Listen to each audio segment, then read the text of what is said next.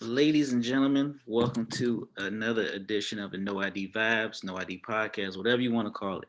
I have here a creative, writer, actor, producer, DJ. If you And have, they kind of pay out in that order.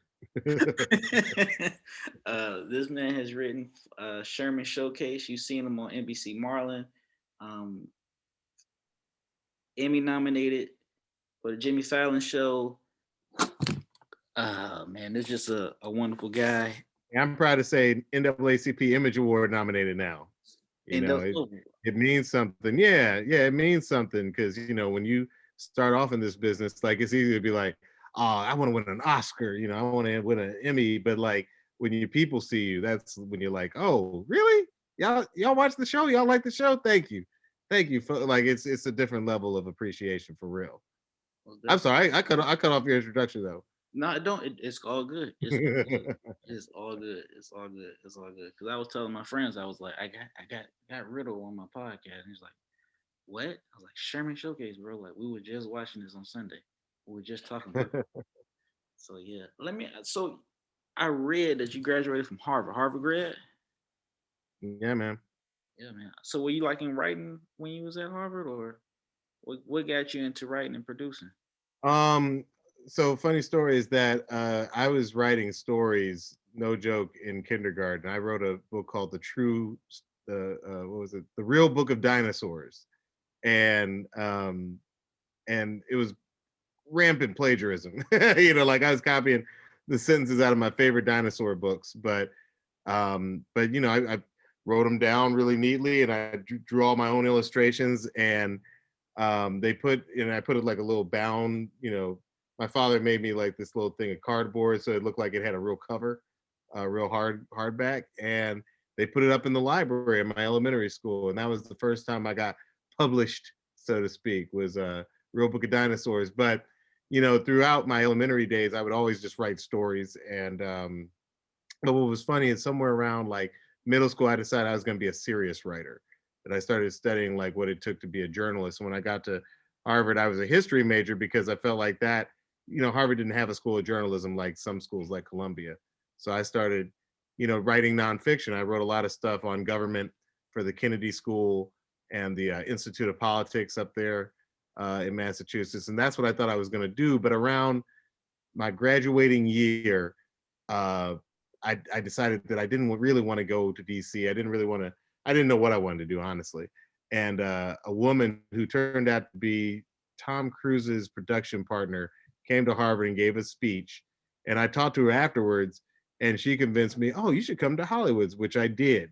Around that same time, Bashir, my writing partner, Bashir Salahuddin, also decided he wanted to make the move to the West Coast. So we both ended up as assistants at movie studios. I was at Paramount, he was at Warner Brothers, and we just decided at some point, because the assistant thing wasn't working for us. Like I'll tell you straight up, I was the worst assistant. Like people would give me like meetings to schedule. Half the people would show up. I was terrible. I was a reservation for the wrong time. They're sitting at the restaurant not eating. Like I was a terrible assistant. And me and Bashir decided, oh, you know what we're gonna do? We're gonna we got to figure out something we can work on together, because we can't graduate from Harvard being from working class backgrounds and not amount to nothing in life. And it was actually my mom who told us, well, why don't you guys try writing some stuff down, because you're funny and Bashir's funny. And that's what we started doing. We started writing comedy for the first time in our lives. Like he had been an actor, but he had never been focused entirely on the writing. And I had been a writer, but I wasn't focused on comedy. So we kind of met each other halfway. We started doing sketch groups. In fact, our very first sketch group was a group called Cleo's Apartment. And I always look back and say, wow, we should do a reunion for that sketch group, because nobody was famous at the time. But I look back on who was in it. It was me and Bashir, Wyatt Snack, Robin Thede, Nika King, who you saw as Zendaya's mom on Euphoria, uh, Nefertari Spencer, who's been in a bunch of our stuff, and Angela Yarborough. Like everybody in that group went on to bigger and better stuff. But at the time, which was 2006, everybody was out of college, just trying to do something different. And sincerely, we should bring that group back together. But that's how I got into writing. Was just by that very circuitous path of trying to figure out what you want to do with your life. I think that's everybody. Like I went to school for IT and business, Yeah. and I graduated in 2012. I have never used that degree, but I went to school. I went to comedy school to learn stand up, and I've used that more than I've used the actual Isn't back. that crazy? Isn't that crazy? Like I was taking some really hard classes at in college, and I was just like, I look back, I'm like, I never use my econometrics, you know, like I don't ever use that applied math. I'm not smart enough to use that applied math. It's sad that I can go back and read some of my homework from back in the day, and it's not as good as I don't understand what I wrote. I'm like that mouse in Flowers for Algernon who like gets really smart, but then eventually he gets dumb again. He can't read his own writing. Like, you know, shout out to Flowers for Algernon, all those people reading that in middle school. There you go. So how did you get to the late night with Jimmy Fallon show? How did that come about? You was a We were shooting, right? so we yeah, exactly. We took all those sketches that we were writing, you know, for the stage, but we figured out pretty quickly that, you know, you can't expect people to always make it through traffic. And this is all obviously super way before COVID, but like you'd invite agents, you'd invite, you know, managers and other comedians to come see your show at 7 p.m. on, you know, Sunset Boulevard. And then they would get caught up in traffic, or, you know, they would just go home and not want to come. Like, so we were like, yeah, we got to start putting more stuff on the web. And what we ended up doing was, you know, YouTube was still like pretty damn new in 2007. So we would just post everything that we ever did on stage online. And we figured out quickly, well, some of that stuff is really funny on stage, but we're going to start shooting, you know, these YouTube videos like they're mini movies. And that's when we started The Message, which, you know, we didn't have a whole lot of money, but we shot like 72 videos. A lot of them are still up there on YouTube all these years later. But you get to see me and Bashir when we were youngsters. But, you know, about 2007, we were posting 3 videos a week, just, you know, not even trying to get noticed, but like that was when Jib Jab and Obama Girl and everybody was going viral, and we got the chance to go viral too. We did a video called Condi Rice Raps, which was Nefertari playing Condoleezza Rice, and we wrote a song parody that sounded like, you know, Fergalicious, but it was called Condalicious. And you know, that video got like 2 million views in a day, which back then, like that was a lot on YouTube. So, you know, people started asking around like, oh, who shot this? And we got, you know, we got wine and dime, but we didn't know what we wanted to do just yet with what the notoriety we were getting. And at that point, David Allen Greer reached out and he was like, yo, I saw your stuff online. It's really funny. Do you guys want to come work on Chocolate News, which is a Comedy Central show that was you know, that he was trying to get launched. And that was our first job in TV. You know, we got that gig and we showed up. And I don't think we got one joke on the air, which was always weird to me because it was basically like, uh, you know, people would come up to me and be like, yo, I love Chocolate News. And I'd be like, oh, well, I don't really have any jokes on the show, but thank you. And then other people would come up and be like, I can't stand Chocolate News. And I'd be like, hey, I don't have no jokes on that show. So it was like kind of like a lose-lose situation. But at the same time, Jimmy Fallon and his producers saw some of our web videos, and they were like, "Hey, we heard you guys just got staffed on a David Allen Greer show, but you know, we'd like to interview you about writing for, you know, Jimmy Fallon's new late night show." Now we're living on the West Coast at that time. I didn't know if we wanted to take the job at Jimmy Fallon because nobody knew if that show was going to be a success. And it's a lot to pack up your whole life and move to New York if you're only going to be there for 13 weeks. They were offering a 13-week contract, you know, and I was like, man, am I really going to give up my apartment? I had just started dating this girl who I really liked. You know, it seemed like a big move, but we took it because look, we were like, hey, we're only the fourth and fifth writers on the show. It's going to be a really small crew of writers. Let's just take the chance. So me and Bashir moved out there. I proposed to my girlfriend. Like I was like, you know, you just got to move to New York with me. Um, you know, we just took the big plunge, and we ended up being there for 4 years. We wrote History of Rap with Justin Timberlake. We wrote Slow Jam the News all those years, including the time he did it with President Barack Obama. Got to meet Obama. You know, like we were there for a long time writing some of his biggest sketches, and it was actually around that time that we were writing those sketches. And I was like, yo, we write a lot of music-based sketches. What if we just did a music sketch show? And about 6 years later, we pitched Sherman Showcase to IFC, and they gave it the green light. Um, but it was during those years that we actually came up with the idea for Sherman Showcase, because we came up with tons of songs that you would never do on the Jimmy Fallon show, because that's not his audience. You know what I mean? Like that's not his kind of humor. The thing about Sherman Showcase, we get to do all the kind of music that we grew up loving, and also the edgy stuff like "Drop It Low for Jesus" that, again, you'd never do on an NBC late night show. Not to mention the Montel Jordan estate sketch. Oh, you know what's crazy about Montel Jordan? We did that sketch. There were a couple of sketches. We did that Montel Jordan sketch with David Wayans Jr. We did Who Wants to Be a Chameleonaire?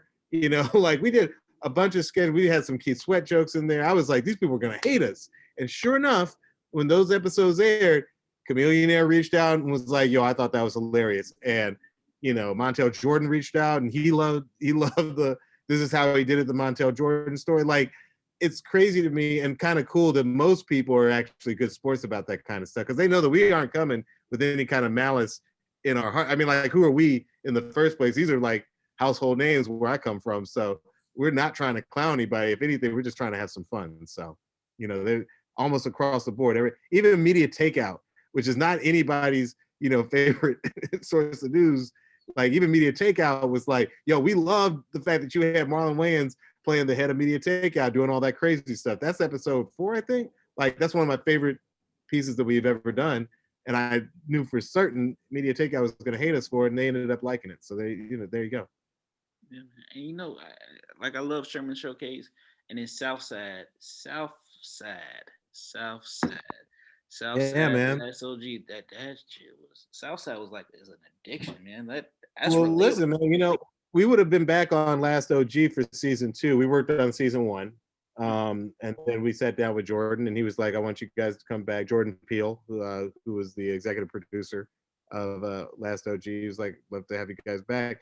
And we told him we'd love to come back, but we're doing a very similar show in terms of it just being kind of like raw and just raw. We're doing a similar show at Comedy Central, and he was like, "Oh, I understand having your own show at Comedy Central. Go off and do that." And so we once again took a big risk and left an established show and went off and did Southside, which is cool because I grew up in Southwest Atlanta. Bashir grew up on the South Side of Chicago. Like, we understand what it's like to be from these neighborhoods that politicians and the media want to try and make it seem like they're not safe and everybody's huddled in a corner trying to dodge a bullet.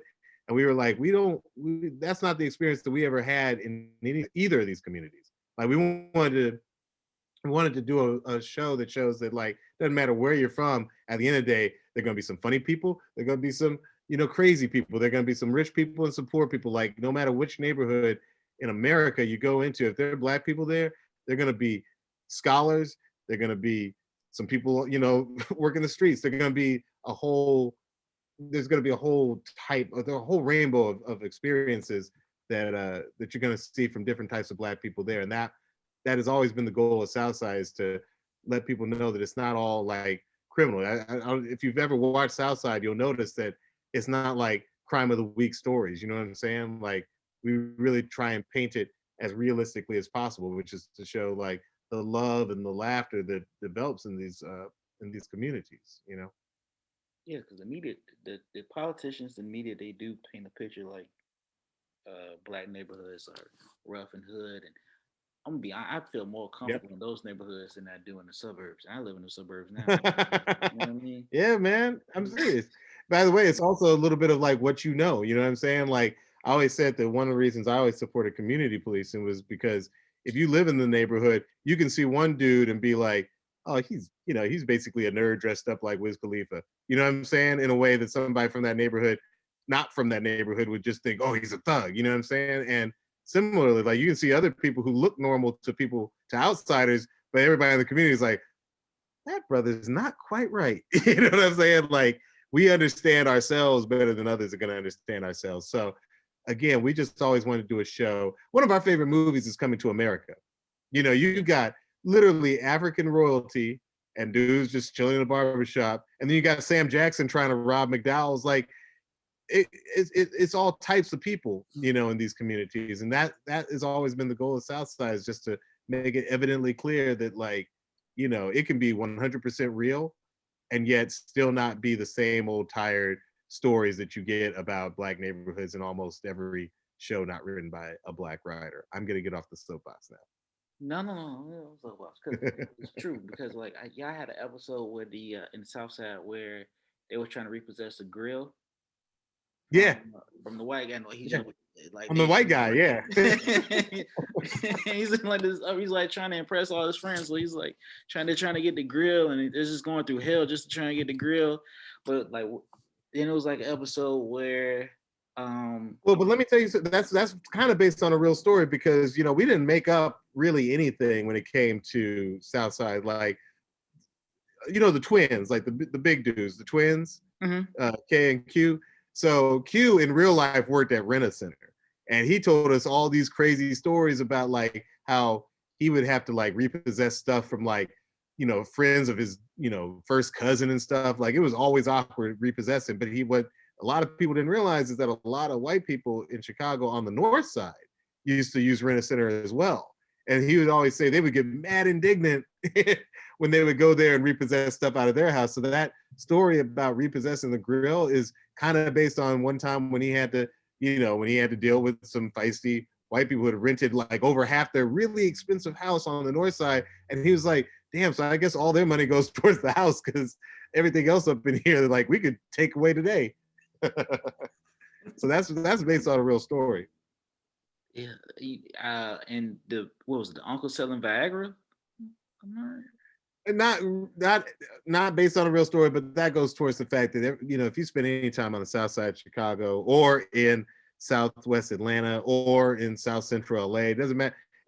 Clearly, at the word South Philly, we black people we like living on the South. Clearly, like that's just like if you say, "Oh, the neighborhood is called South," you said enough. I'm interested. Like, we sincerely have this thing where we just again we just wanted to paint something real. And when you go to these neighborhoods, like everybody's got a hustle, like, and it could be perfectly legal. Sometimes it's not legal, but it's always a hustle. You'll meet somebody, oh yeah, I do makeup on shows, but on the side I got these vegan cookies that I'm trying to sell. Like everybody's got something in addition to what's their main gig.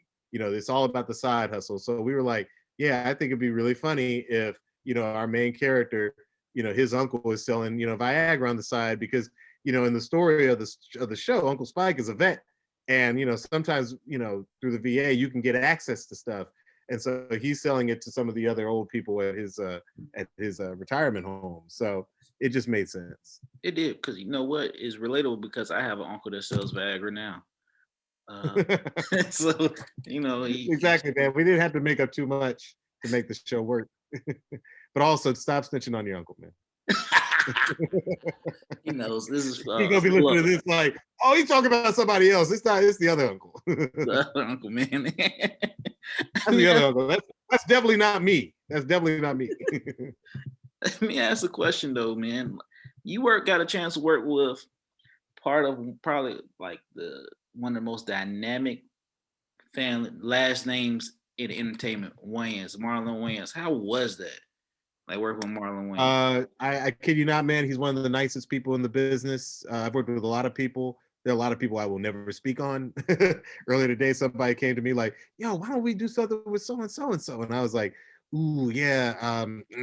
There are a lot of gangsters in the business. There are a lot of people who are just not good people. They can be manipulative or just mean and angry. And as soon as the camera comes on, they can be really happy. But there's a lot of that in this business. The thing I love about Marlon and his whole family is like, number one, because there's so many of them, they really help keep each other from going crazy and letting it all go to their head. Like they all keep each other in check. That's number one. But number two, what's really interesting about Marlon is that like he's somebody who's been famous. It's easy to forget. He's been kind of like famous and doing this since he was like 18, 19 years old. You know what I'm saying? And to have been so successful for so long, it's ironic to meet somebody who humble and so happy doing what he's doing, not a weirdo, not out here doing like I always say to people, Marlon's legitimately the nicest person I've ever met inside this business or outside this business. Like he's one of the nicest people I've met in life. And it's just because he cares about people, he wants to help people out. You know, he'll go all out of his way to help out a stranger, you know, if he feels like that person needs a boost. To the extent which we're currently working on, and this is something that's not been reported a whole lot of places. So I'm sort of giving you an exclusive. Okay. Since the Marlon NBC show is done, Marlon and I are working on a new show for him where he will basically be playing himself, but you can consider this almost like the real life R-rated. This is what it's really like to hang out with Marlon Wayans type show for HBO Max. Um, and with any luck, hopefully, maybe we can have the show out by the end of the year. But we're just writing the pilot right now. We're just writing the pilot for the show.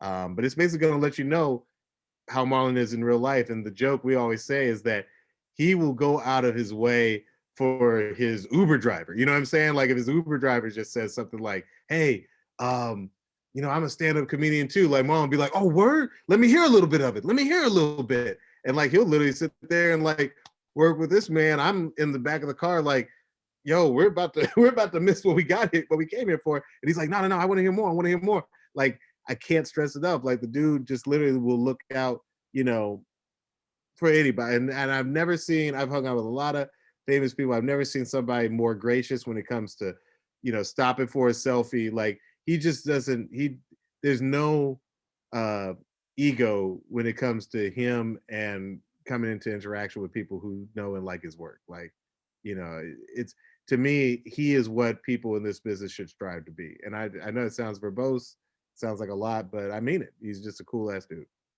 I mean, you're a cool ass dude, but you work with a lot of heavy hitters like Larry David, Marlon Wayans, Brescia Webb, Essence Atkins. Risha Um, Webb, Essence. I mean, like I will say, the cast of Marlon, the NBC Netflix show, you'll see all those faces on this new show because we are a family. We I knew Brescia going back to when I auditioned her for an HBO show that me and Bashir tried to do back in 2015. That's how long ago it was. 2015. I was casting the role of a girl who had a crush on me, and Brescia walked in and had the whole room cracking up in her audition. And I was like, yes, that's the one. And then the show never made, you know, it got ordered a series, and then HBO rescinded the offer and has had this pilot locked up under lock and key for like 6 years now. And I'm definitely going to talk to them about releasing it because I think, you know, we had Brescia, we had Jaden Smith, we had August Alsina. Actually, August Alsina met Jaden Smith on the set of this pilot. That's how crazy that is. So do with that what you will. Um, we had Maya Rudolph, we had Genuine, we had Keith Sweat. We had it's a great pilot. And why they walked away from it, maybe that's a topic for another time. But it was a great show.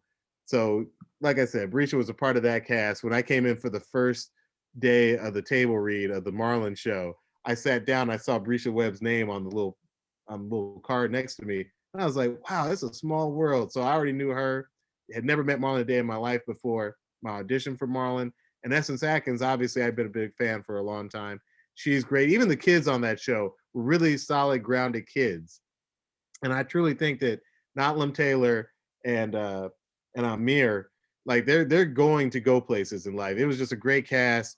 You know, network politics meant that we didn't get to do a season 3 or 4, but we're very proud of the 2 seasons that are on Netflix. I'm proud of it. I mean, I was catching when it was just like original NBC, so I was locked Uh-huh. in. Oh, I that's was really great, man. Thank you.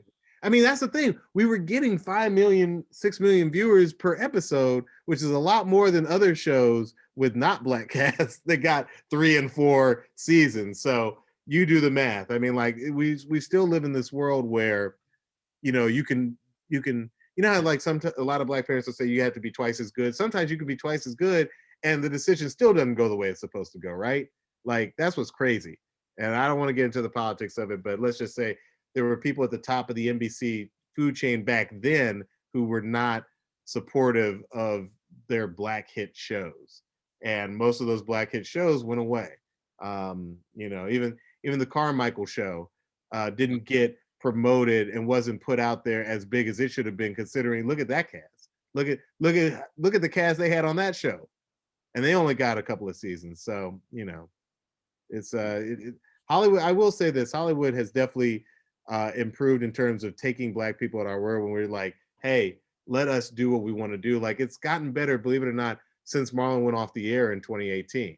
2019 was a year that things got better. 2020 with George Floyd and people starting to understand Black Lives Matter, like, and also a lot of the, and now we're getting into the business side of it. I hope I'm not boring anybody, but this is some inside the industry stuff. A lot of the I just gotta be frank, a lot of the old guard, a lot of older white men who probably did not know too many Black talent, did not know that many Black people. They probably just didn't know that many Black people. They probably knew they're like, made when they were growing up or something. Like, they weren't sweating us like that. A lot of those guys got fired between 2019 and 2020, and a lot more Black executives are like sneaking into the ranks of these networks, and we're getting more stuff on the air than we used to.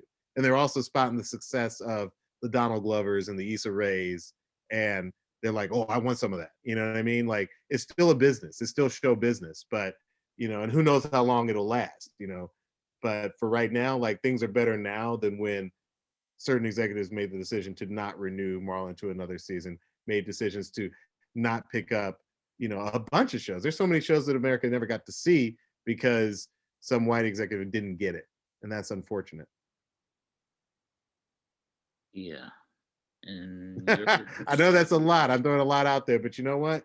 I want people to have as much of the inside stuff that I feel comfortable sharing. yeah, because a lot of times is the keyword in show business is pretty much business at the end of It's the day. business. Yep, it's a business, and it's weird to put art next to business, but some people are able to pull it off. Um, Donald has done amazing things for the culture. Issa's done amazing things for the culture. Lena Waithe, amazing things for the culture. There are a lot more. Kenya, Barris, Ava.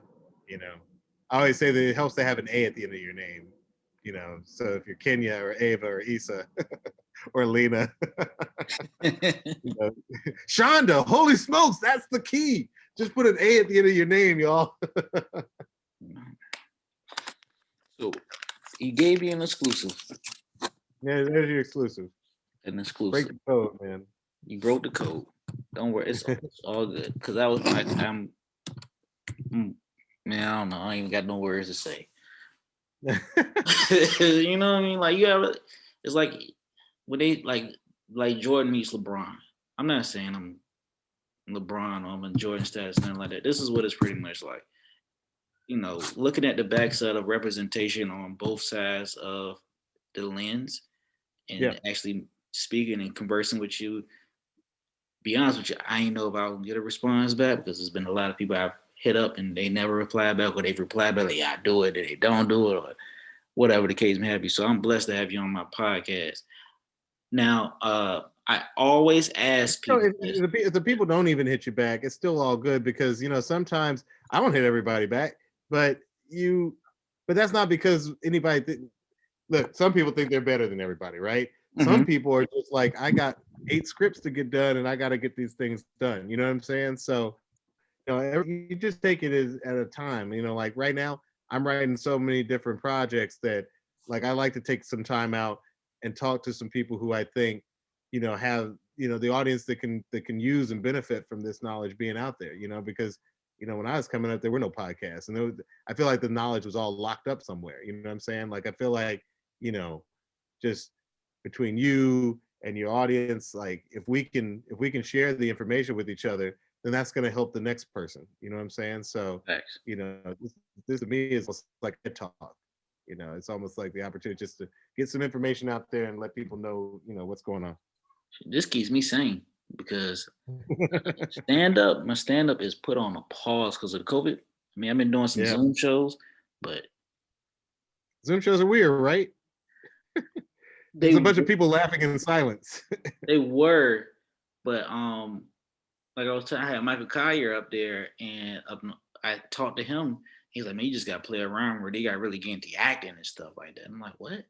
So I actually took his advice and did it. And I actually got into it. So I like jump on the camera, like, is there a bug on my nose or something? I might do something crazy We're to all get it. like we gotta like the stuff. We gotta, there's so many guilds that you have to be a member of nowadays to even have the stuff pop. So Yeah, man. So I hear you. this keeps me sane.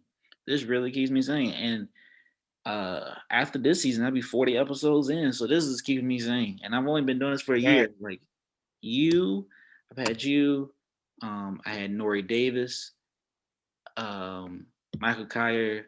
I've had Kitty Kaboom, who voiced Cedar's Word on BET. Are you serious? Yeah. No. Okay. So I really want to say okay. I don't want to listen, y'all. If y'all remember Cedar's World, we have something that we we wrote something in season 2 of Sherman's. I think you're gonna like a lot. So just and by the way, that's the thing I love about Sherman Showcase is because I hadn't thought about Cedar's World in a long time, and then someone brought up Cedar's World, and I was like, how can we not have a segment like that on Sherman Showcase? So we got something, and I think Brescia might be involved. But yeah, I think yeah. This is how honestly this is how the writing of Sherman Showcase comes about. We sit around and we talk about music and we talk about Black culture, and at some point we're like, "Yo, would it be funny if they did like an Ocean's 11 movie, but it's about the Motown artists trying to get their money back from Berry Gordy?" Like that's how we come up with the ideas. Like we'll just be talking about Motown artists, you know what I mean? And even last night I was watching this documentary on PBS about a show called Soul! Exclamation mark. If you get the chance to see it, just look up Mr. Soul, Mr. Soul exclamation mark. And this was apparently a public broadcasting. It was a show on PBS, the local PBS station in New York, and it was almost like Soul Train for poets. I kid you not. The man had on James Baldwin, Nikki Giovanni, um, Anna Horsford, who I always think of as the actress from Amen and the Wayans brothers, but Anna Horsford was a beat poet, and he has on the Last Poets, and they do, and you might have to censor this, but this is just the name of the poem. They do Die Nigger, which is a famous like radical poem from the late 60s. And they just had so many wonderful things on. I never knew this thing existed. If we had the Sherman Showcase Writers Room up right now, I would be like, all of y'all need to watch this documentary and let's figure out what the Sherman Showcase angle is, because that's really why that show is so special to us. It's our opportunity to, tackle anything that gets us up, gets us excited, makes us laugh, makes us feel proud. You know what I mean? Like that's what that show is there for. It is because Sherman Showcase is like a mix of It's uh like Soul Train yep, meets Tony band Brown's thing. Journal. Yeah, it's a What? bunch of stuff. It's American band. It's a bunch of stuff. It's hilarious. It's genius. And Like we who and would we throw in those movie trailers because we're like, yo, this should be a movie. Like everything you see on Sherman Showcase, like we're down to make the movie version or the full TV version. Like, the Black People Was Right movie was basically our like, hey, we should do a movie where we should do a TV show where it's like the X-Files, but every conspiracy theory that they go chasing after turns out to be true. Tupac is alive. James Brown did bury his money, and it's buried in the grounds underneath Augusta, where they play the Masters. You know what I'm saying? Like, we were ready to do a whole show just based on that. So everything you watch on Sherman, that Black Cowboy movie that we have in Sherman's that keeps coming back and keeps coming back. Like we want to shoot that movie for real. You know what I mean? So just don't let the world open up after COVID and we have some real money to go shoot a movie. That's the next move. and if you get a chance, anybody listening, you can always play Brother You're Wrong. By the way, Bashir has a habit of being like, "Brother, you're wrong." And we were like, he was like, "What if we just did a sketch called Brother, You Wrong?" Same way we Get Your Boy. Like we were like, anytime someone says Get Your Boy, it means he's messing up. And we were like, what if that was a game show, Get Your Boy, and the contestants had to decide at what point do you get your boy? Like it's just, that's it's Bashir and I both come from large families. And if you come from a large family, you know that when everybody's sitting around the dinner table, it's really like a comedy cipher. Like everybody is basically trying to get in the biggest laugh with mom and dad. So that's the family he came up in. That's the family I came up in. And for both the Sherman Showcase and Southside Writers Rooms, we just try to replicate that. Everybody's sitting around the dinner table trying to make everybody laugh. And that's why the majority of our writer staffs on both shows are black. We always joke that we let in one or two minority writers, aka white writers, sit in with us. But you better believe they earned that spot. Get your boy.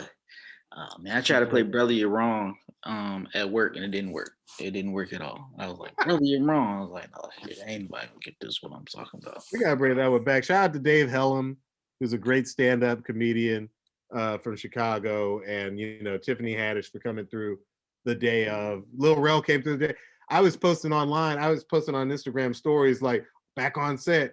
Rel hit me up like, "Yo, I'm near Glendale. Can I come through and just shoot with y'all today?" And we were like, "Of course." And he came through and shot a whole bunch of stuff that day. So it's I'll be happy when we can just do spontaneous stuff like that and not get tested. I'm doing an episode of Insecure next week.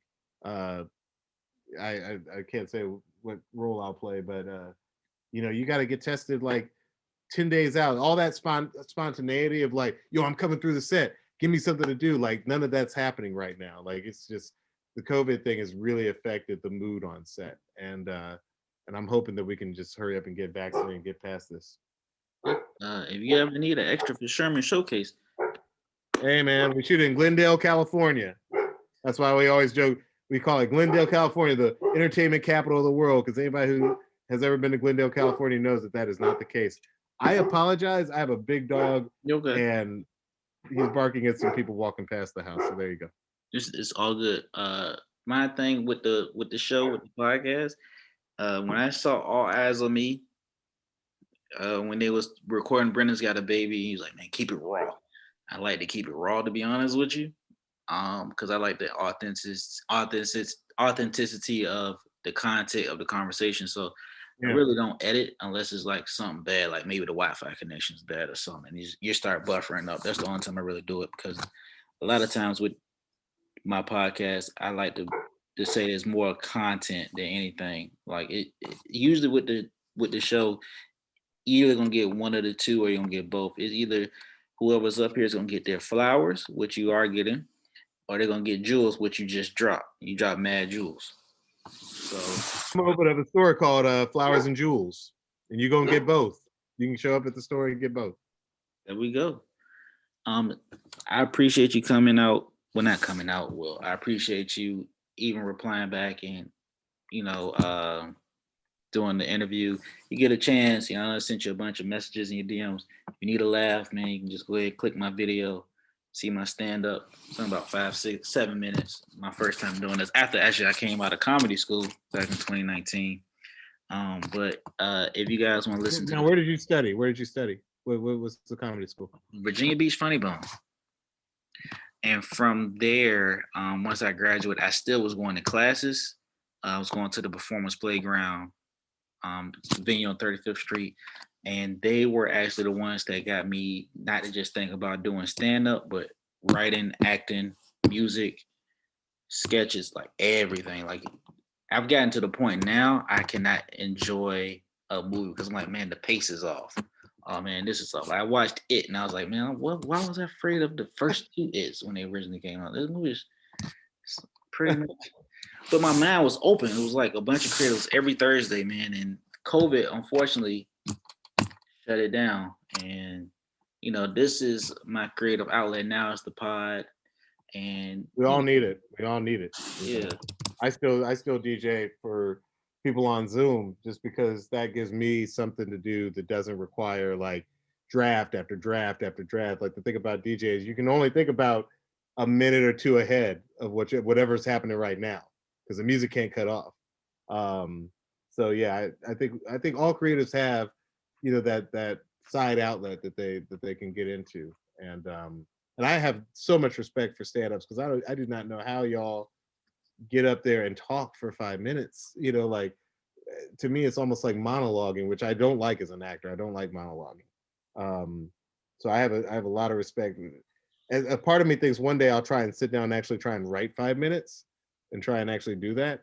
But yeah, props to y'all, man. That it is the best of y'all make it look so much easier than it is. Because I'll tell anybody who's listening who thought about doing stand-up, it's not easy. I've seen some terribly funny people just flame and get heckled, and I'm not trying to have that. So props to you, sir. We've had people drop out of that class. Like it was 250 and like probably third, fourth week, and Uh-huh. then it was 10, and then there was 7. I'm like, what? Well, you just And like I dropped. had enough. I'm like, what? You just dropped 250? Like, just ride it through. And like the last week, they gave us like simulations, man. And I think my simulations was silence. So if you was the strongest one in the class, you got silence, and it was like overzealous.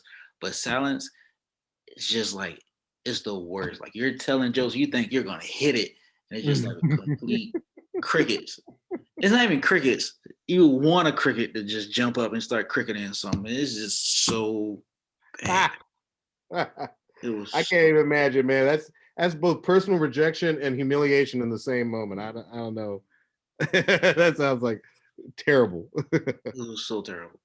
But nah, it got better, and it's crazy. It actually prepped me up because I told a bad joke at a bar, and people know about this joke. It was like they were real churchy, and I said, "Follow me on Christian Mingle." But I'm really a Muslim. Assalamu alaikum.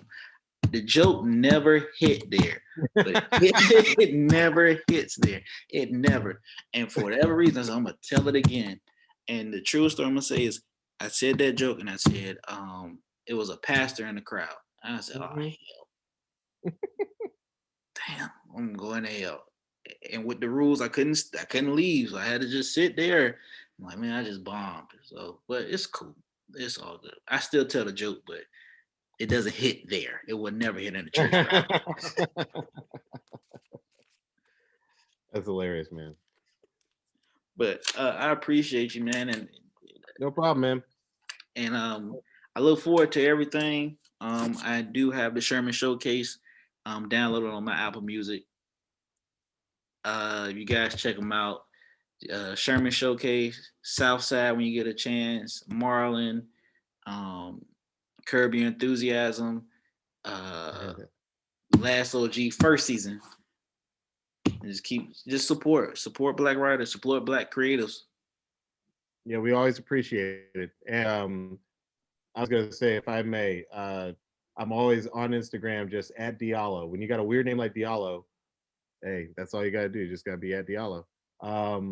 But by the way, there are a lot of African dudes who hit me up like, I really want at Diallo. So, but they can't have it. And apparently, there's like an amazing soccer player who I get sometimes mistagged as. Like they'll be like, "Oh, Diallo had a terrible game." I'll be like, "Get off my," like I'll play along with them on that level. But I'll always let people know where what we got going on or what we're excited about. So yeah, you can always follow it at Diallo, Diallo on Instagram. That's it. Yeah, And thank you. sir, thank you for having me. I'll come back anytime you'll have me. Most definitely. When you get a chance, tell Brisha I said hello. I've loved. That's that. By the way, y'all, that's the reason he had me on the show. He wants to say hi to Brisha. You know what? I'll definitely oblige. Brisha's the best, man. I'm gonna talk to her as soon as I get off here. Yeah, man. I got good credit. I got an 820 credit score. Tell her that. You know what? I want to make a joke, but I'm not trying to have Brisha's info out there. So I will say peace, and we will talk soon, sir. All right, appreciate you. All right, man. All right.